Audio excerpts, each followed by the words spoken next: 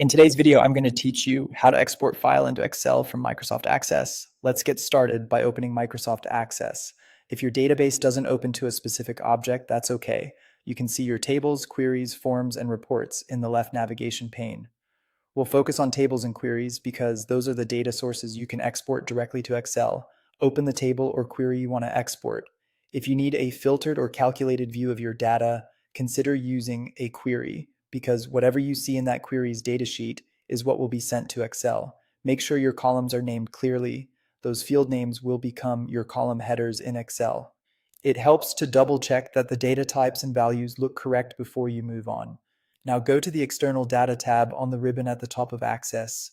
This tab is where all import and export tools live. You'll notice sections for importing, linking, and exporting. We'll stay in the export area for this task. In the export group, click the Excel button.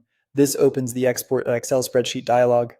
Access recognizes the object you have opened, so you don't need to reselect it here. You'll just confirm how and where the file should be created.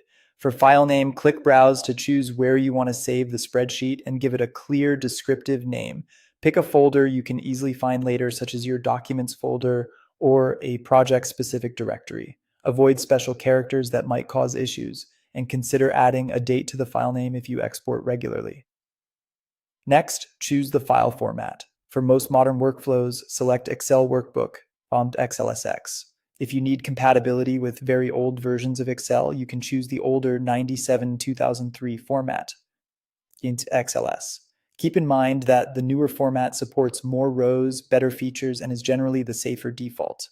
Decide whether to include formatting by selecting Export Data with Formatting and Layout.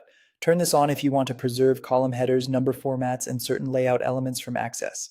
If you prefer a cleaner, plain data set that you'll format later in Excel, you can leave it unchecked. Choosing formatting can save time, especially for dates, currency, and calculated columns. When everything looks good, click OK to finish.